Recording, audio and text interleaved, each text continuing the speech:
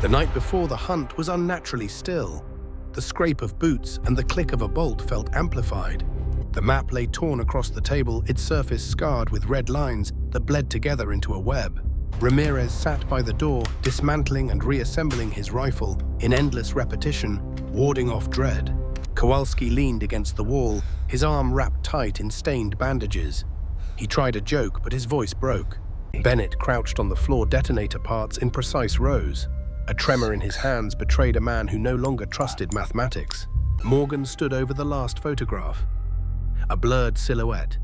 Yet the butcher's presence was undeniable. Outside, the city lay dormant, only the faint hum of power lines carrying secrets we could not decipher. The radio crackled once. A distorted voice bled through the static, "You are already too late." Every reflective surface seemed to hold eyes that were not ours, watching us from somewhere we could not reach.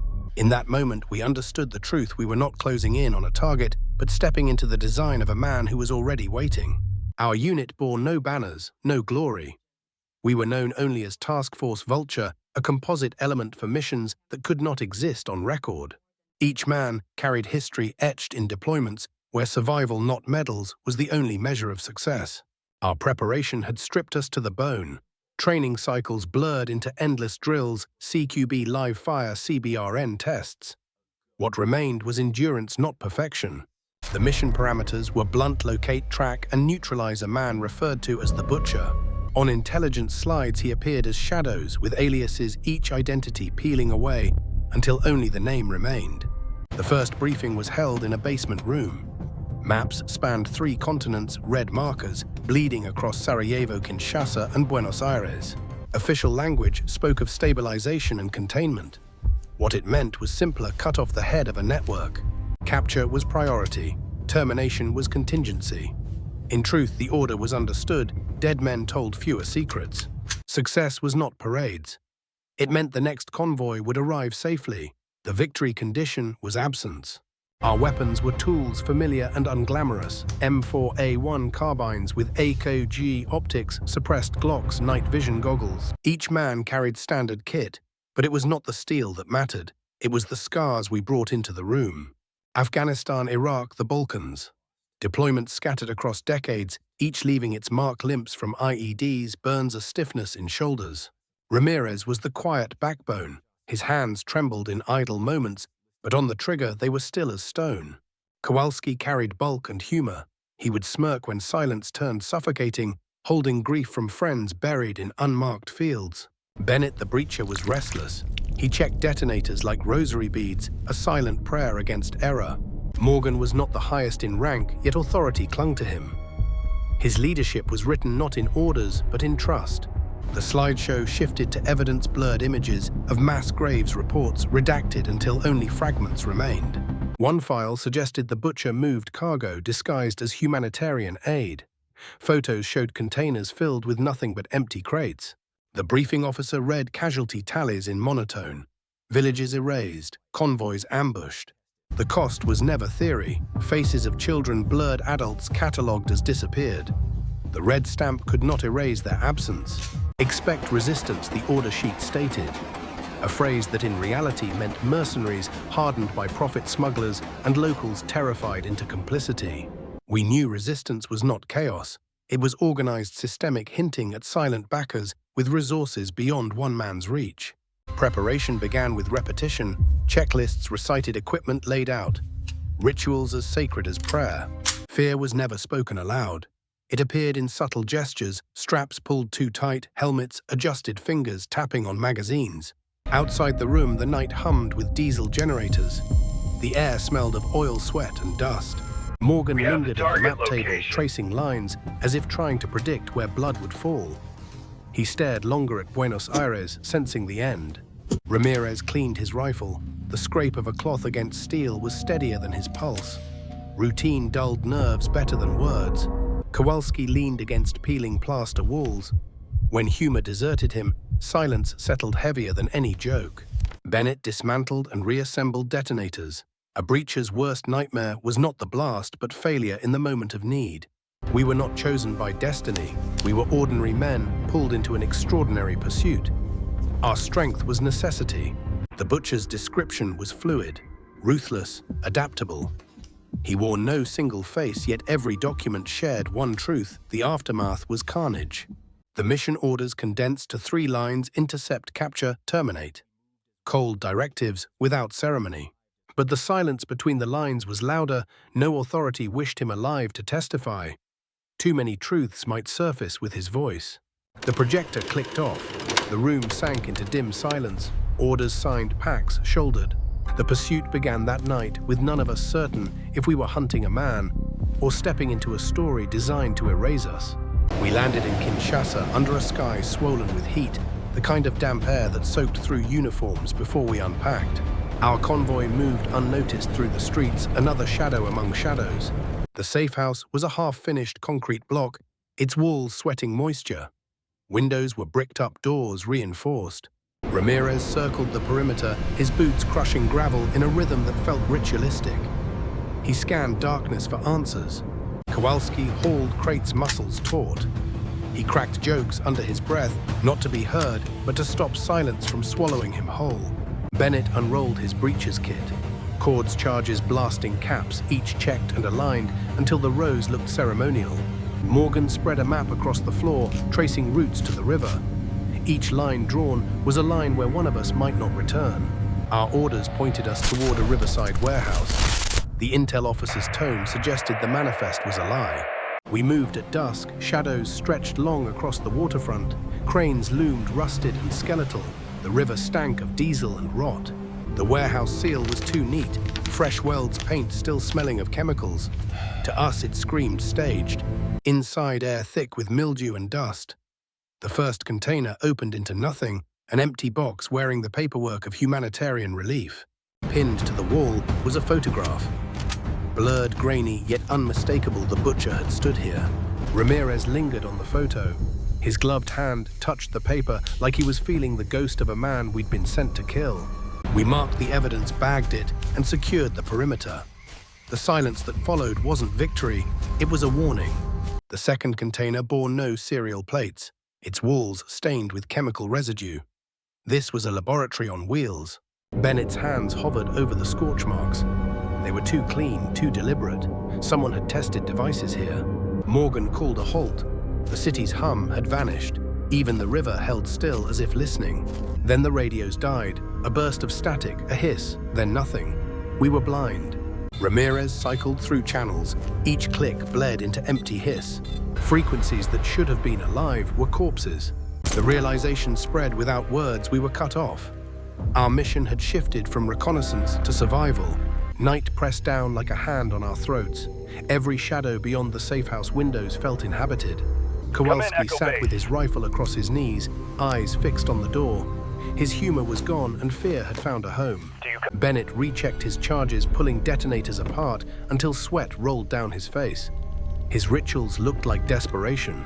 Morgan remained under the red glow of a map lamp, eyes fixed on Buenos Aires as if Kinshasa was only misdirection. Morning revealed a city changed. Markets closed. Locals crossed the street to avoid us. Their silence said more than words. A fixer promised us elite trucks moving south to a private airstrip. By the time we reached it, the fixer was gone. A white Land Cruiser was spotted. No plates, windows tinted. The same vehicle whispered about in Bosnia and beyond. Ramirez's voice cut through, sighting confirmed. But before we reached it, the cruiser disappeared like smoke. Frustration simmered beneath discipline. We redrew maps, but each lead folded into dust. Every path ended in nothingness. Our supply chain collapsed. Fuel deliveries rerouted. Rations thinned. Logistics felt like sabotage. Nights blurred into watches. Footsteps echoed without source. Dogs barked at corners no man stood. Every sound was magnified. A single glass bottle rolling in the street set pulses racing. Morgan ordered us into pairs, moving smaller, quieter, invisible.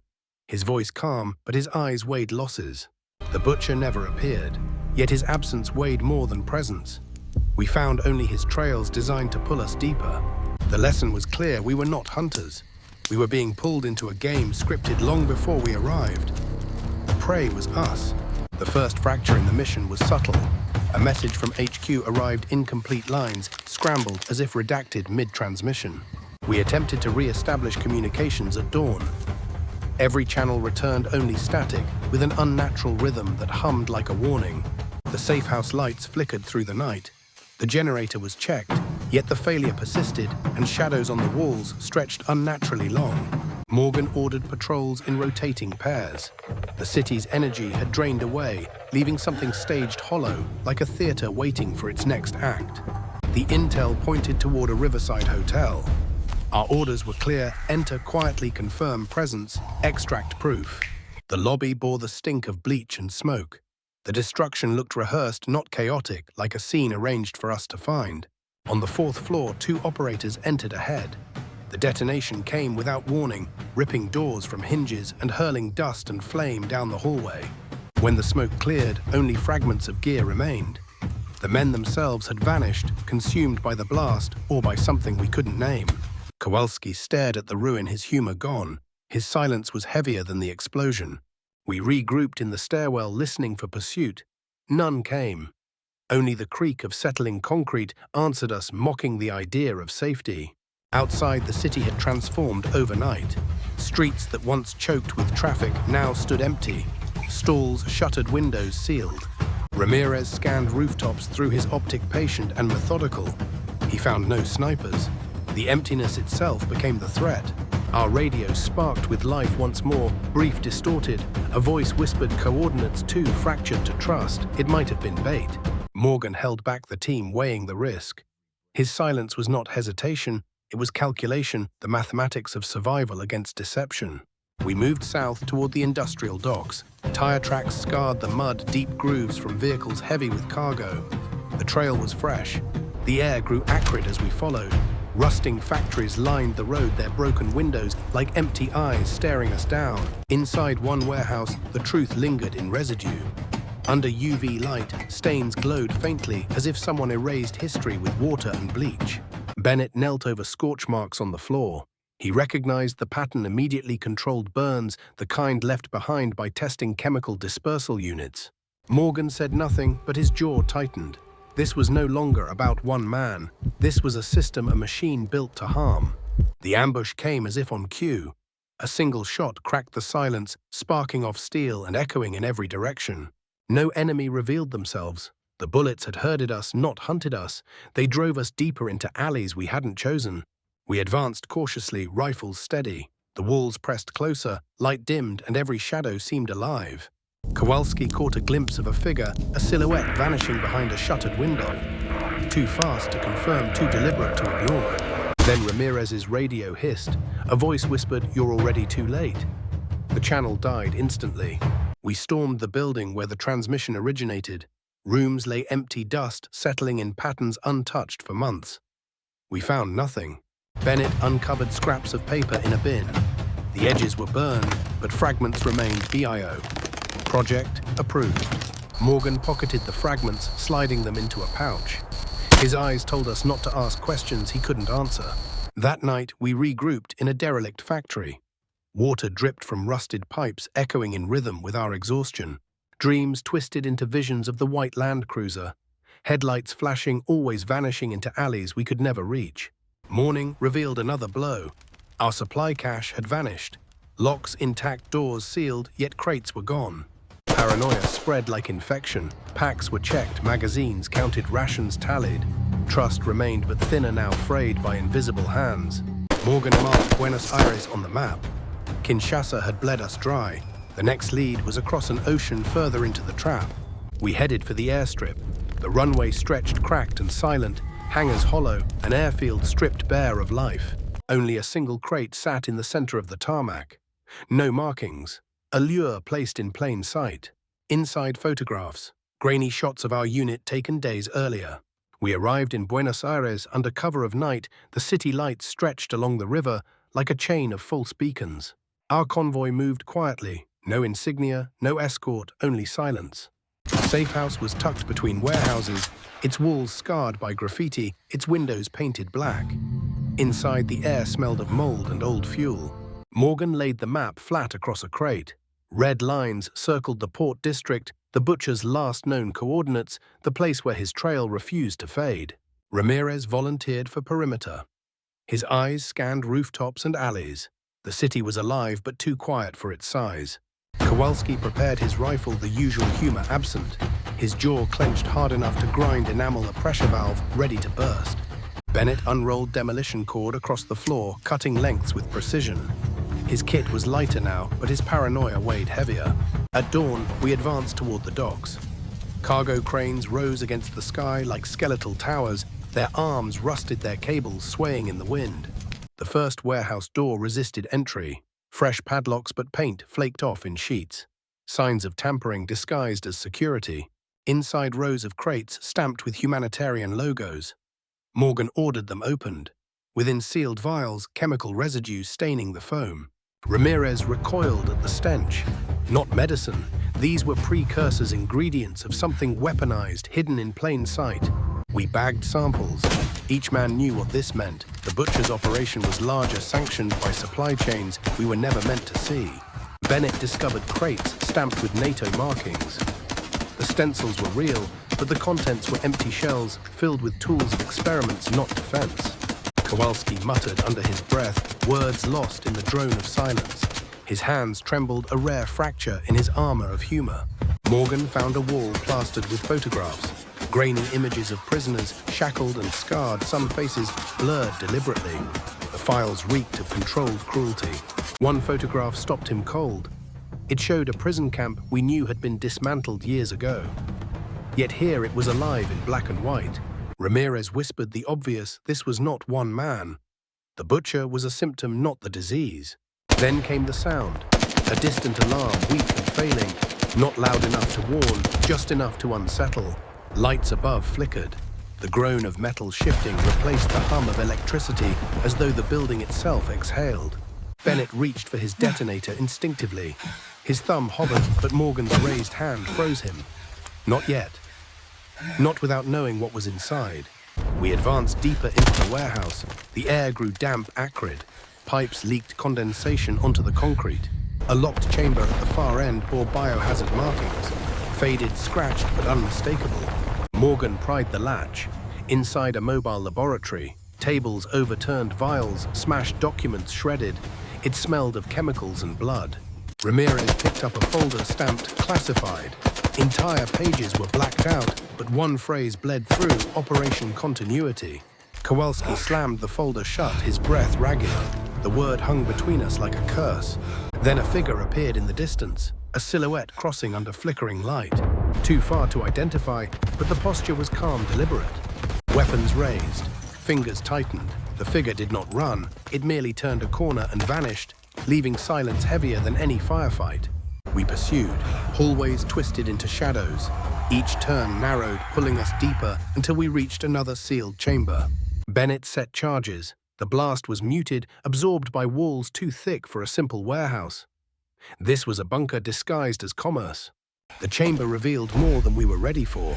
Rows of cages empty but stained. Tools abandoned mid-use. Notes pinned half-torn. This was a place of testing, not storage. Morgan's face remained stone. He catalogued everything silently. Later, none of it would appear in official reports. The ambush struck. From rafters above, muzzle flashes erupted. The air split with gunfire, ricochets singing off steel. Kowalski went down first, grazed but still fighting. His rifle barked defiance, even as blood soaked his sleeve. Ramirez pulled him back, rounds sparking off the ground.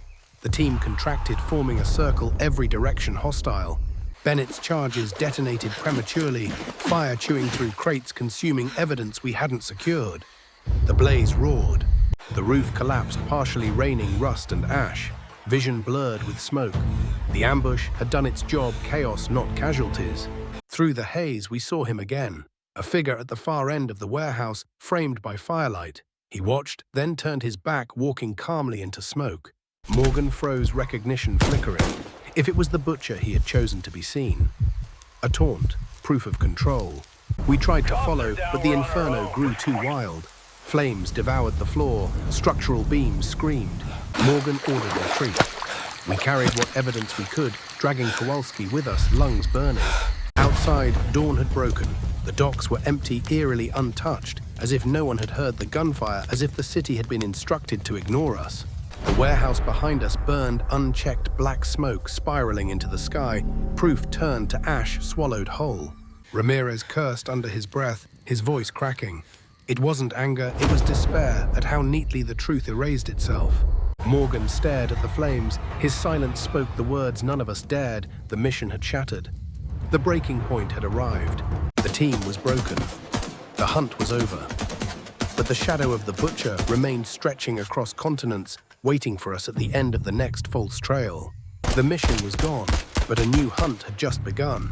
A pursuit not for him, but for the unseen hand that guided his every move.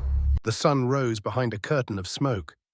We emerged from the ruins, carrying more absence than proof. Every step back to the safe house felt heavier than combat. Boots dragged, shoulders slumped. Kowalski's stretcher was carried between Ramirez and Morgan. His wound drained him of the strength that had once carried our morale. Ramirez never spoke, his fists clenched, holding the last strands of camaraderie intact. Bennett trailed behind his gloves, stained with soot. He stared at his hands, as if they still held the detonator that erased evidence. The safe house door shut behind us. Concrete walls absorbed the weight of silence, trapping us in a box of failure. Morgan laid out the roll call. 2 names were unanswered, their absence hollowing the room more than bullet wounds could. Ramirez arranged their helmets on the floor side by side, their visors reflecting the dim light like gravestones. Kowalski stirred awake on his cot, lips cracked. He whispered for water, not jokes. His humor had been cauterized in fire. Bennett sat in a corner, dismantling and reassembling the same charge. Each cycle was slower, as if precision could no longer anchor him. Morgan wrote by hand, objective compromised, target uncontained. The indents of his pen carved frustration into the paper. Outside, the city went on. Traffic hummed. To them, nothing had happened. To us, the world had narrowed to loss. Ramirez rotated guard duty without orders. His discipline was iron, though his eyes carried a distant, vacant weight. Kowalski drifted in and out of fever. In sleep, he muttered names we couldn't place, perhaps the dead. Bennett snapped at himself when a wire slipped from his grasp. His curse was the first sound of emotion since the fire. Morgan burned what scraps of evidence survived: prisoner photos, redacted files. Flames consumed what truth we had clawed from the dark. We sat in silence, watching proof dissolve into ash. To hold evidence was to invite consequences we couldn't survive. The greater wound was not physical, it was betrayal. Supply lines had been severed, reinforcements never dispatched. Ramirez cleaned his rifle with mechanical focus, polishing steel until his reflection looked back with hollow eyes. Kowalski forced a thin smile when awake defiance against despair. Bennett whispered numbers into the dim air. He had reduced faith to equations. Morgan gathered us around the map. His finger pressed against Buenos Aires as if stabbing the paper could change reality. But no orders came. Our mission existed only on paper, not in the world that abandoned us. The butcher was alive. His shadow stretched across continents while ours dwindled inside 4 walls. Loss was measured not just in men, but in faith. We only believed in each other, and even that bond was cracking. The assessment was clear. We survived, but at the cost of trust, direction, and proof. The damage was not in bullets spent or blood spilled. The damage lived inside us, carved into silence. Survival became a phantom limb. The damage lived inside us, a permanent scar from a war no one would ever acknowledge. The record was sealed, and so the truth was buried, leaving only us to carry its weight. The mission was erased, but the weight of it followed us home, a ghost in every quiet moment. The smoke from Buenos Aires clung to our uniforms, a reminder that some failures never wash away. We moved into a secondary hideout, a forgotten depot where dust hung in the air, and the walls sweated damp rot. Morgan unfolded the battered map again. Its lines no longer charted progress.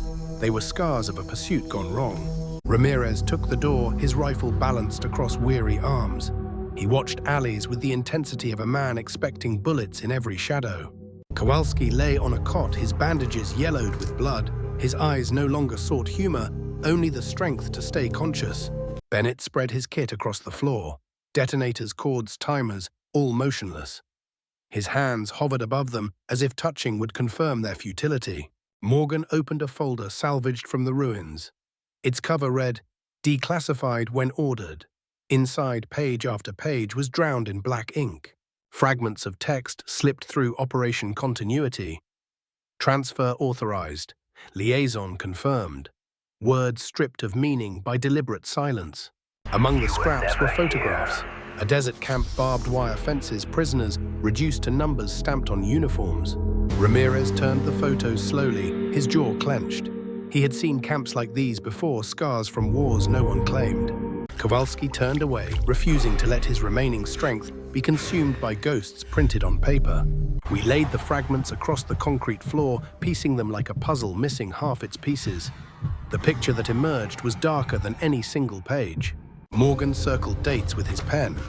Each massacre we had traced aligned with official humanitarian operations. The overlap was too exact to dismiss. Sarajevo, Kinshasa, Buenos Aires, now the desert. 4 points forming a chain that spelled something orchestrated. Bennett's voice cracked as he said aloud, what we already knew: the Butcher was not acting alone. He was an instrument wielded by hidden masters. The realization hollowed the room. Our pursuit had been a diversion. The mission was containment not of him, but of the truth he carried. That night, the radio flickered alive. A voice whispered, "He is not yours to find." Then static reclaimed the signal. Morgan gripped the receiver until his knuckles whitened. His silence afterwards said more than any words. Ramirez swore he saw headlights drift across the alley outside the white Land Cruiser, moving soundlessly, vanishing without tire tracks. Kowalski's fevered sleep grew worse.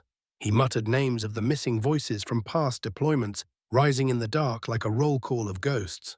Bennett abandoned his kit, leaving detonator parts scattered like broken rosaries. His faith in tools had dissolved into ash. The hideout grew colder with each night. Supplies dwindled. Water rationed to single gulps. Hunger gnawed at discipline. Then came the envelope. Slipped beneath the door without a sound. No footprints outside. Inside, a single photograph. The image showed the Butcher shaking hands with a Western officer. The officer's face was hidden in shadow, but his uniform was unmistakable.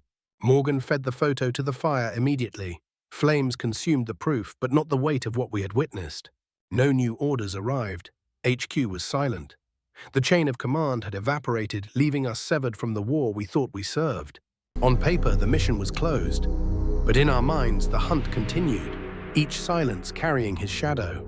We had crossed continents believing we pursued him. Instead, he had studied us, herded us, broken us into fragments. The missing pieces were not files or crates. They were the men we lost, the answers buried, the faith that shattered. Even now, when I close my eyes, I see the map. Threads stretch across continents, converging not on truth, but on emptiness.